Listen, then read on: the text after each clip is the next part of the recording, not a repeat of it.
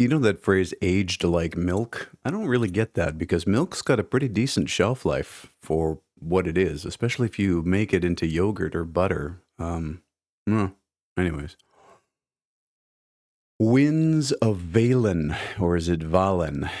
I mean, okay, they almost reached the Fortnite level of aesthetic. This is the For the King sort of levels of aesthetic, I guess. It's all right. Soft. Could have used a little bit more smoothing. The lighting model is overblown, but at least it's better than some of the games I've seen recently. What was that game I was looking at the other day? Like a new one that's coming out whose lighting model is just horrific. So everything's blown out. Oh, it was the Commandos. The Commandos Origin series. The lighting is so bad in that. Winds of Valen is a free fantasy sandbox, massively multiplayer online role playing game, is it now? This is the kid at the back of the game design class who was like, I want to make an MMORPG by myself. And now they can. This is how low the bar is in 2025. Experience old school progression. Why? Why? Why do we want to go backwards with this retro fetishism? I don't get it. Where every level, skill, and drop is earned through effort. Yeah, but then you got to stare at this unsmoothed, blown out game for 200 hours or more. Train your combat. I mean, even the early World of Warcraft was way better looking than this. Train your combat, mining, and smithing skills and hunt for rare and unique items in a seamless open world filled with danger and discovery. Came out on the 29th of November from Head Coach Games, self-published. Of course, it's free. It requires a Microsoft PlayFab support account. Non-linear open world, challenging bosses, skill-based progression, player-driven crafting, plus more progression, loot and reward system, and it's built for players who enjoy the open-ended sandbox design of old-school, massively multiplayer online games. Trying to capture that RuneScape audience. Why would you play this, which is probably half-baked, versus old-school RuneScape or new-school RuneScape? I don't know. I don't see much compelling about it, but you might. Don't let me dictate how you play your games. Terraforge. Okay. Somebody played Terraria once and was like, I can do that. And they did it without making it blocks. It's actually freeform exploration, digging, and such. This does look like it was designed and executed by a machine. All of the currencies at the top with the increments on it don't really give me much hope.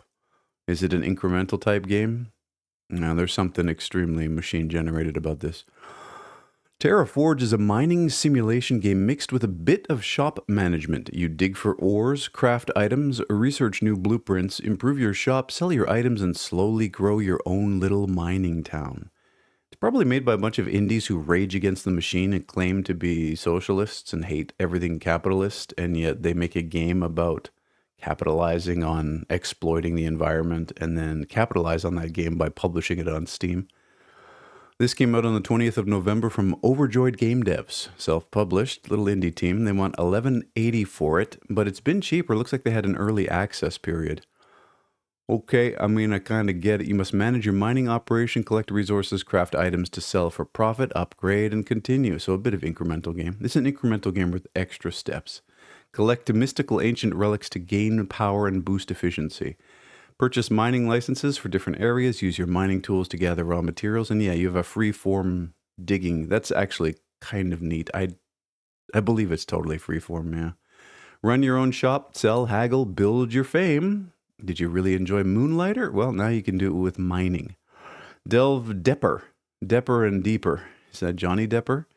I was watching the original Pirates of the Caribbean last night because I had to re-up to Disney Plus to watch The Black Hole from 1979. If you have not seen The Black Hole from 1979, it's a Disney movie, science fiction. Watch it. That movie basically influenced my entire life and my understanding of science fiction. I didn't realize it until yesterday because I'd never really seen a high definition print of that movie because my father had it on beta, old Betamax tapes way back in the day. And I watched it so much I wore the tape out. And that was when I was like 8 years old. And then I hadn't really watched it since. And seeing it in like ultra high def was nuts. It still holds up. It's so good. That theme song. We are going through. Oh man, it's so good. Highly recommended. Anyways, yeah, so now I got Disney Plus and I was watching Pirates of the Caribbean. Amazing. Gore Vidal did a great job with that movie. Too bad he bricked the other two, and then they phoned in 2 sequels. 5 movies in that franchise. Anyways, unlock blueprints, craft, and sell items for profit. Oh, and don't forget to chill and just watch how the worm eat all the dirt. Now, I don't think I will. But good on you. You still can't quite hide the fact that the machine helped you severely with this game. But hey, you published. Great. Congratulations. The Perfect Tower 2? Talk about lo-fi. This person couldn't get past the basic cube primitive in the game engine. I don't even think they did any 3D modeling at all. So it's an incremental game of some kind, a very bright UI. I mean, I'll give them points for readability. It's extremely readable, whether it's engaging. There was some post on social media the other day that said nobody ever wanted to continue a video game just because the graphics were amazing. And while that's largely true, that's really a hyperbolic sort of argument against graphics being an important part of a video game execution. Graphics are absolutely important. But if you have engaging gameplay and excellent mechanics, you need to have an extra layer of polish on top of it to attract the widest possible audience. I don't understand why people don't get this. Like, gaming purists believe that graphics are not important at the end of the day. But even when they point to examples like Minecraft didn't have the greatest graphics, it didn't. Go and take a close look at Minecraft. The graphics in that game are actually fucking incredible for what it did. And even now, they've stretched that to its absolute limit. Microsoft has taken that to its logical conclusion. But you can't take something like this that's just got primitive blocks in it and say that this is going to be engaging for a wide audience. It's not. It's going to be for people who have poor eyesight and little kids who don't know better. And then those purists who are like, wow, the gameplay is incredible. The Perfect Tower 2 is a mix between an incremental and a tower defense game, you don't say. Build a town, manage resources, and explore a variety of mini-games and tons of upgrades. Fully automate your game and watch numbers going up. And that's just the thing. I feel like if you're just the type of person who enjoys watching numbers go up, you're kind of retarded. This came out on the 30th of November from Fire Sword Studios, a self-published. It is free. Interesting. Modding is coming soon. Play it anywhere, on the bus, at work, at school. I don't know. It's Tom, we're going to have a talk about how many work hours you're stealing playing Perfect Tower 2. There's blah, blah, blah. I don't even... Community development. Oh, they're developing the game together with the community. It's kind of sad, too, if like this is what a community of developers could come up with. Yeah, you don't want that. It's too many cooks spoiling the broth, and I don't know. It's lazy. It's so lazy. The laziness is evident. You can automate the game. Oh, it features an artificial intelligence, does it? You've cracked the code, bro. You've got it. It's achieved consciousness. Quit using this fucking term. Quit. Just stop. Build a town, explore, and survive. Oh, the mobile version is not yet released. All right, they'll get there. It's like they say you can play it on the bus. Yeah, if you bring your tower computer in there and plug in the monitor and fucking annoy everybody, I guess. Mechanical Fury Prologue. Oh, it's been a minute since we've seen someone exploit the Steam publishing platform to pump a demo out as a full game, but here you go. Very bright, very sort of flat looking. Not very high resolution on the textures. I guess that's their whole aesthetic. And you play some weird white-haired girl with magenta eyes and purple lipstick. Not me. Not me. Grapple, kick, destroy with Mechanical Fury, a fast-paced movement shooter full of bloodthirsty mechs, vertical arenas, and a banger soundtrack. It's really some developer just working out their gender confusion in the form of a video game. I feel like a lot of these games are. Came out on the 28th of November from Avian Hearts, self-published. That's Bird Hearts, by the way, beating at 300 beats per minute. They want $6.50 for this. It's the prologue to the main game currently in development, so they're going to see if there's interest. And then when they see that only 10 people download this, they'll probably quit game development. Well, I don't know. That's what I would have done. A new breed of adversaries puts the movement in movement shooter. Yeah, you play this instead of Ghost Runner 2 or Doom Eternal. Sweet, sweet revenge. Your arm was severed and replaced by a grappling hook by the evil Dr. Adrian. Oh no. Did Dr. Adrian not assign you your puberty blockers? What's going on here? Team up with your girlfriend and get revenge by obliterating his machine army before he invokes the second Armageddon. Oh, it's a game for lesbians. Or, again, the gender confused. I'm good. Quantum Loop. Listen, if you didn't want me to critique your game, you shouldn't have put it in public. That's pretty much how it fucking rolls, eh?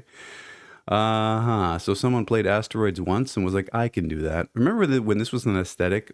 The cathode ray tube ray traced graphics of old, like the very old, you'll never have heard of, like most people under the age of 40 would never have heard of the original Battlezone or even the original Asteroids, and how those graphics were rendered on the screen, point based with photonic fucking lines between everything. This is not that. This is just I remember it was kind of like this, so I decided to draw some basic art that looked like it.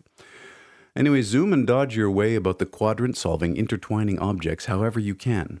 Okay. Hit an asteroid and the mission resets, but whatever you learn, you can exploit in the next loop. Use your wits and precise piloting together to prevent the asteroid crisis. I bet I could have made this game in a weekend back in my prime. It came out on the 26th of November from // and Declan Carveth. Interesting if that's your real name. Published by // There is a demo at least. They want $7.80 for it. Non-linear space exploration adventure in a time loop. Yeah, I think I'd rather play No Man's Sky. By the way, I finished the story in No Man's Sky yesterday, and I totally fucked up because rather than... It's so stupid. Spoilers, by the way, for No Man's Sky story. Not really critical. I'm not going to make any story spoilers, but mechanically, it destroys all your shit, all your gear, your multi-tool and your exosuit and your spaceship. Everything gets damaged, so you have to repair it. And I was like, fuck that. So I recalled one of my other spaceships that worked and then just took off. And then I couldn't get back to my original spaceship that was damaged, that I had spent hours and hours and hours grinding and upgrading. And I'd spent like 27,000 nanites turning its class into alpha class or whatever it was. And I can't recover it. It's somewhere in the galaxy. It's in the user interface, but I'm not allowed to recall it because it's critically damaged. So fuck you, Hello Games. That's horrific. It's my fault, but there was no warning. Like, it's the logical solution was to recall a working spaceship to get away from where you were, rather than sit down there and try to fucking grind resources and repair your shit. I didn't have time for that, so I just flew away, and I left my beloved ship, the Solaris, behind on some planet somewhere in the universe. I could go and find it, but if you know No Man's Sky, that's needle in a haystack type shit. So yeah, a little bit disappointing after all that. Anyways, this is not this game. Contact me if you have any questions or comments about the game's accessibility, whether you're a current player or just checking out. Yeah, I'm blind. I can't see your game. Can you give me sight? I'm good. No, wait, what is this full thing here? Accessibility notes. Oh, good English reading ability is required to play this game. Is it? Screen shake and star motion lines can be disabled. Volume controls are split into many channels. Controls can be fully remapped. Currently, the game does not support text sizes that can be tweaked nor fonts that can be changed. Gameplay is not hugely intensive moment to moment. Well, then it's not for me, bro. I need the Hitachi on the clitoris or I'm not playing your game. But there is a time pressure element and precise movement is often required. The game includes one-hit death and repeated retries is a core part of the game. Do it again, stupid. Easy mode is provided, which roughly halves the game's time pressure. All right, Dr. Game Design. Good luck, Declan. I don't know. This one probably should have sat in the trunk. Negative space. Yeah, this is a negative space. This is not a safe space. This is absolutely a negative space here on this channel. If you're looking for some cozy good times, I suggest you go watch Pokemon or some bullshit. This is reality. And this here with the scan lines and the hand-drawn art, I mean, I guess they did their best here. Is it a deck builder? It is. Whether you want to stare at this pastel nightmare for 20 hours is really up to you.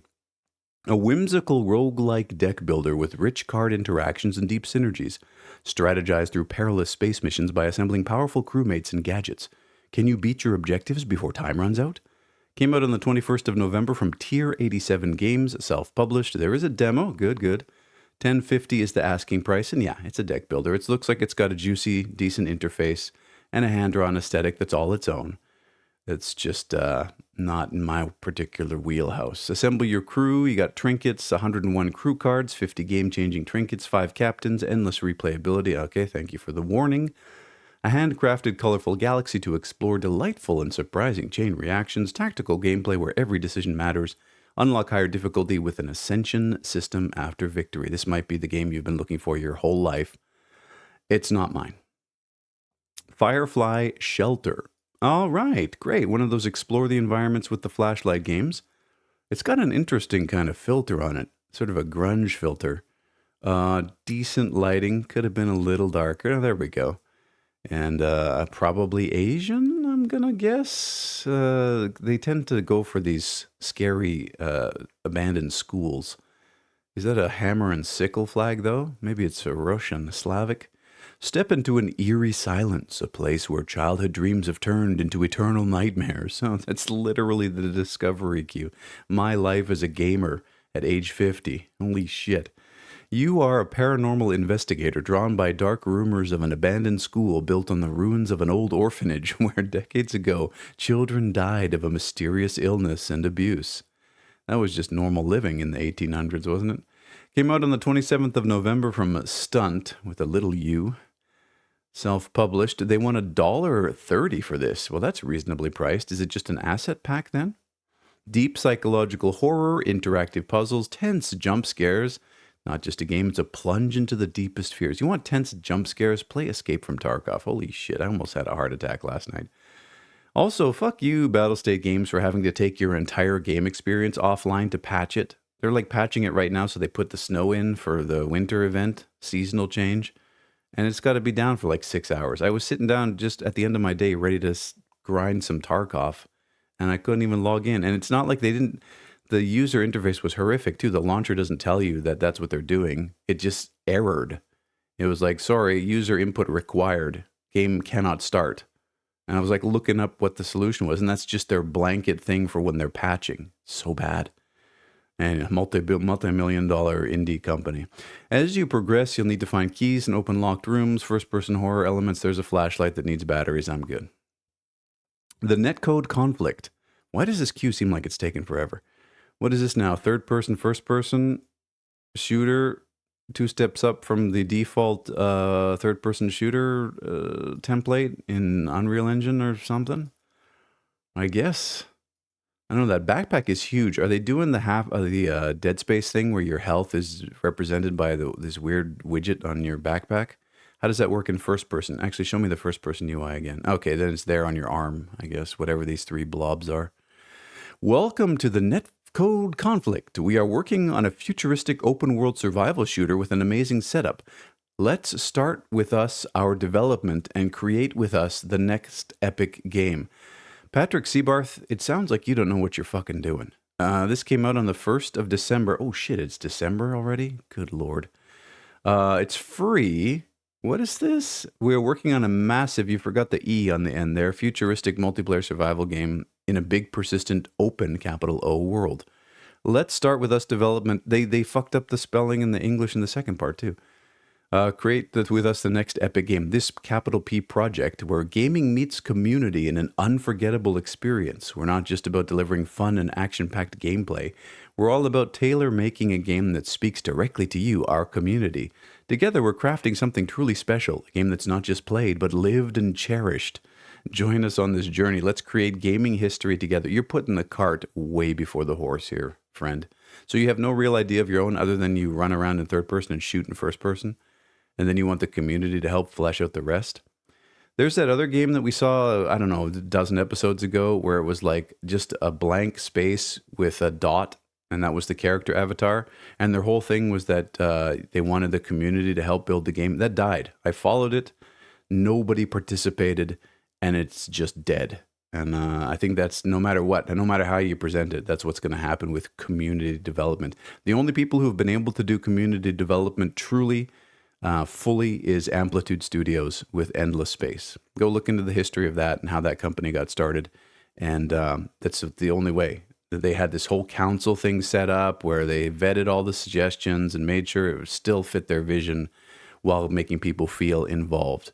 And what it ended up being was just a full message board with like 3 Sweaty, sad armchair game developers who believed that they fully contributed to making those games happen when in fact Amplitude Studio was really just gathering funding by making people feel involved. That's how I feel about it. That might not be the full truth and nothing but the truth, but that's how I feel about it. Fight against powerful AI guarding the obelisks to claim rare netcode fragments. Survive using loot. Okay, spice up your character with rare loot. Craft special items like ammo and regen units. Meet AI Sai, your trusted ally for locating loot. About game. Step into our world. Here's the kicker. We're doing this all without a budget, pouring our hearts and souls into the project. Wasn't there a game the other day where the guy was like, I didn't have any money, so I used artificial intelligence. I used a machine to help me. Okay, let's actually read this appeal to emotion here. Pouring our hearts and souls into this project during our precious free time. Despite the lack of funds, our dedication knows no limit. So buckle up and get ready to embark on an adventure like no other, fueled purely by love for gaming and community spirit. Community. And it contains violent content. I worked as an indie game developer for 3.5 years with zero funding, and I never once complained or told anybody about it. You're the first to hear about it right here, now, like 12 years after the fact. It wasn't a point of pride for me. It wasn't a thing to leverage people's emotional response. It was a motivating factor for me to get a good game out, and I couldn't manage to do it. But that's my story. What's yours? Dangerous Galaxy. All right, here's another baby's first shmup. Oh, it's got the Mission Center Repair Bay and Upgrade Market. Okay, ship simulator. Kind of cool. Looks like a user interface developer sat down and decided to make a game, or they hired someone who had some aesthetic sense. But still, very basic, bare bones kind of experience. Dangerous Galaxy is a roguelite adventure focused on the freedom to create your ultimate spaceship while exploring procedurally generated star systems, so it's just random forever. And fight various enemies and bosses to save the galaxy from evil. Came out on the 19th of November from Rogue Plankton, self-published. There's a demo. Anyways, kudos to all you indies, no matter what, even if it's a trunk game that probably shouldn't have been released. The fact that you worked out how to do a demo puts you head and shoulders above like 80% of the developers on this platform, maybe more. They want $650 for it, and it's got physics-based combat with 36 unique passive and active upgrades, unlockable main weapons, freedom to build the ship how you want. Each upgrade can be leveled up. Oh, they do all this shipbuilding, but the ship's look never changes. That's so sad. You had the potential to do it, and you didn't do it. Oh, no. Every object, including the player, can be pushed away. Yeah, game physics now are trivial, so it's easy enough. Might as well do it. Active abilities like rockets create explosions, randomly generated in 4 stages. Star systems have many levels, blah, blah, blah, and pick your outcome. Like what you see, give the demo a try, and you can contact rogue.plankton.games@gmail.com if you have any questions. I'm good. Third Kind. All right, that's Aliens. Close Encounters of the Third Kind. Do you know what the first and second kind are? I don't. I have never bothered looking that up. Searching. Okay, instead of a flashlight, no, you do it. It's one of those scary games with a flashlight. Does that alien have a penis? Why don't aliens, like, wear clothes? Like, I don't understand that. You think that these aliens are just walking around naked? This is somebody's fetish, bro. I hope the Greys come and probe my pain away. No, not the anal probe, he says, with his ass straight up in the air. An atmospheric first-person adventure about a reporter investigating a mysterious disappearance which leads to chilling secrets of hidden government projects and a close encounter with visitors from beyond. Inspired by classic thrillers about aliens and unexplained phenomena. Came out on the 7th of November from Refinery 66, self-published. They want $650 for it. There's a story, not going to spoil it for you, but you walk around. You walk around and discover disturbing things, which is what most gamers will never do, as they are chained to their mother's basements. Apples in the Abyss. Okay, welcome. This is the playground level. Feel free to experiment. Experiment with what? Is this programmatic stuff? What is this stuff up in the corner? You've got 1, 2, 3 with circles, a loop, and compression of some kind. Lo-fi aesthetic. Flat graphics. You made it to the end. Thanks for playing. Seriously, it means a lot. Spoilers, by the way. They spoiled the end of the game in the preview screenshots. That's wonderful. A puzzle platformer passion project. where you manipulate the fabric of space to collect some apples. Tear holes, rotate chunks, and mirror entire columns of space across each other. Collect all the apples with a given set of abilities in each stage. It sounds like they figured out a decent mechanic, and then that was it. They just published the experiment. This came out on the 30th of September from Floppy Fish and Sua, published by Floppy Fish Studios. It's free. Yeah, it's just a game development experiment. Interesting. So if you want to look at whatever the mechanic is, you can grab this. I don't know. So you have ability one is a hole. Tear a square hole in a space with a specified direction, deleting everything inside, terrain included. Afterwards, everything in the column given by the direction specified is pulled into the vacuum. This imparts momentum to the player. Ability 2 is rotation. Rotate a square chunk of space any angle you wish. Rotating yourself changes your direction of gravity. There's a mirror. Select a reflection line in a direction. Space is reflected across that reflection line. All abilities work with physics, so you can rotate yourself and maintain the same momentum in your reference frame. 100% full refund guaranteed if you find any bugs. No questions asked. Yeah. Will you give me back the time, though? Can you do that for me? Can you rewind it? Maybe the last 30, 40 years? Just, can you please? No? All right, then fuck off. Don't make promises you can't keep. Open your eyes, all caps. That's not me telling you to do it. It's the game here. Level 4, eyes open 2, moves 4. All right, it's a little puzzler, minimalist sort of thing. Again, probably just another mechanic executed as an experiment and published on Steam. Fix your gaze in this grid-based puzzle game as you progress through levels by opening every eye. Discover eyes of different styles and properties and earn top ranks by focusing your vision and clearing stages with the least possible moves. Came out on the 7th of November from Arthi and Friends. Oh, it's a DigiPen game. It's a school project. Okay. And it's free. And it's a grid-based puzzle game with 19 handcrafted levels. I wonder how long they get to do this. Is it a full year? Is it 3 months? Is it a month, a week? What is it? 7 unique eye types, additional objects like redirectors, ranking system from C to S, a surreal neon aesthetic. The game was developed as a student project at DigiPen. I almost went to DigiPen. Glad I went to Vancouver Film School, though. Please check their publisher page for more information. Nah, I'm good. I am a little curious, but I've got a stack of demos I've got to get through. And I'm not giving myself the time to do it. Escape from Tarkov and Destiny 2 are pretty much taking up everything. So one of these days, but I don't know. Good luck, Arthi and Friends. I wonder why Arthi got the top billing here. The other developers are just like, yeah, all right, Arthi. This is your baby. We'll let you have it. Oof, don't do that. Don't let one idiot take credit for your hard work. Speaking of which, we're done. 19,643 games have been viewed. You have yourself a fantastic day.